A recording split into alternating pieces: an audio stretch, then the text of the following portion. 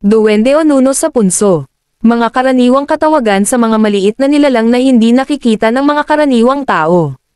Ang mga ito ay naninirahan sa gubat, puno, punso, o mga luma at malalaking tirahan na matatagpuan sa mga probinsya.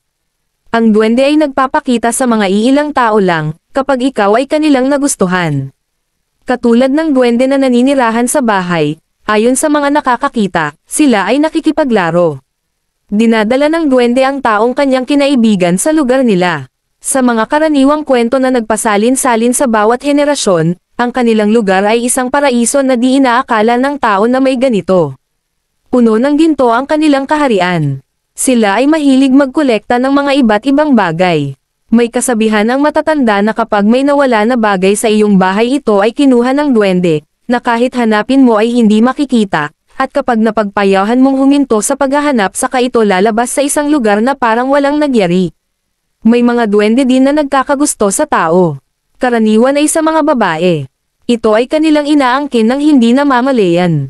Duwende na laging bumibisita, at minsan, ay hindi pinapakain, hanggang sa bumagsak ang katawan at unti-unting namamatay. May mga duwendeng sadyang mapaglaro, ito ay nakatira sa gubat, na kung minsan na may napadaan, sadya nila itong ililigaw sa gubat. Inililipad sa himpapawid, at ibabalik kung kailan nila gustuhin. May mga duwende na sa punso naninirahan. Sa mga gubat kapag ikaw ay may nakita, ayon sa kasabihan ng matatanda ay kailangang magpaalam kung dadaan o, tabi-tabi po, ay kailangang banggitin, para hindi sila maistorbo at magalit. Kapag sila ay nasaktan, ito din ang kanyang ipaparamdam sa taong nanakit sa kanya. Katulad halimbawa kung sila ay iyong napilayan sa paa, ganun din ang mangyayari sa'yo. Kung sila ay tinamaan mo ng bato sa mukha, ikaw din ay magkakaroon ng mga pasa sa iyong mukha. Ibabalik nila at ipaparamdam sa'yo kung ano ang ginawa mo sa kanila. Mahilig din silang makipaglaro at magpakita sa mga bata. Kung minsan ay nakikita natin na mag-isang nagsasalita, ito ay sinasabing may kausap na duwende. May masasamang duwende at meron ding mabubuti. Ang mga pinaniniwala ang masamang duwende na nakatira sa bahay ay pinapaalis sa pamamagitan ng ritual na ginagawa ng isang albularyo. At ang mabuting duwende na nananahan sa bahay ay kanilang hinahayaan na lang. Bukod sa duwendeng itim at puti, meron pang ibang uri ang mga duwende. Ayon sa aking nakapanayam kung saan siya ay may third eye at sinabi niya sa akin na siya ay nakakita na ng duwende. Ayon sa kanya, ang itim na duwende ang mabait kabaliktaran ng sinasabi ng ibang tao. Ang pulang duwende ang pinakamasama sa lahat ng uri, duwendeng puti naman ang mapaglaro at tuso. At ang isa pang kulay ng duwende ay berde, kung saan ito ay mahilig makipaglaro sa mga bata ngunit mailap at medyo mahiyain. Kailangang suyuan, duwendeng itim. Aking napag-alaman sa aking pakikipag-usap sa ilang tao tungkol sa mga uri ng duwende, karamihan sa kanila ay sinasabing ang duwendeng itim ang pinakamasama sa lahat. Ang hitsura nito ay marungis, masama nag-ugali at madalas pinaglalaruan ang mga taong kanyang matipuhan. Ngunit taliwas ito sa pahayag ng isa pang aking nakapanayam. Base sa kanyang kwento ang itim na duwende ay mapaglaro at swerte.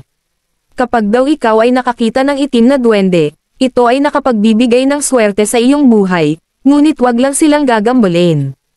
Duwendeng pula. Ang pulang duwende naman ayon sa kanya ay ang pinakamatapang. Sila ay nakakatakot, at kapag nagpakita sa iyo ay maaaring may mangyaring masama sa iyo o ibang miyembro ng pamilya.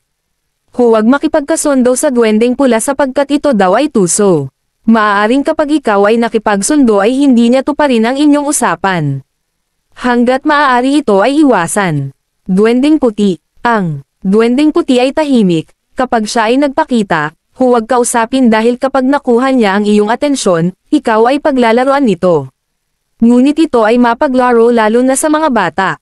Kailangang mahinahon sa pakikipag-usap sa kanya. Ito daw ay may kaalaman sa panggagamot sa mga nabarang. Duwendeng berde. Mapaglaro lalo na sa mga bata. Sinasabing ito ay swerte sa sugal. Ngunit huwag magtiwala dahil kung minsan ito ay pihikan. Ito ay mailap kapag tinawag upang kausapin, kaya kailangang suyuan. Gumamit ng bata kung ito ay tatawagan o kakausapin. Marami man ang uri ang mga duwende base sa kanilang kulay at ugali. Ang sabi ng matatanda at naniniwala sa kanila, ang mahalaga ay ang pagbibigay ng respeto sa kanila upang hindi maparusahan o paglaruan.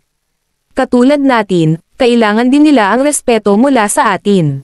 Kaya maging magiliw at magbigay respeto sa kung anumang nananahan sa inyong tahanan. Nuno sa punso, tabi-tabi po.